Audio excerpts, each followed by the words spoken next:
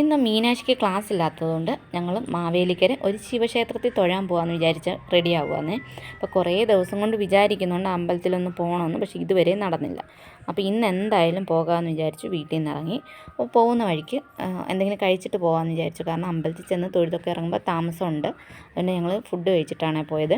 അപ്പോൾ ചേട്ടൻ്റെ അപ്പച്ചിയും കൂടെ ഞങ്ങളുടെ കൂടെ വരുന്നുണ്ടായിരുന്നു. അങ്ങനെ പിന്നെ അപ്പച്ചിയും കൂടെ കൂട്ടി ഞങ്ങൾ അമ്പലത്തിലെത്തി. ഇതാണ് ആ ശിവക്ഷേത്രം, ശ്രീ മറ്റം മഹാദേവ ക്ഷേത്രം, മാവേലിക്കര.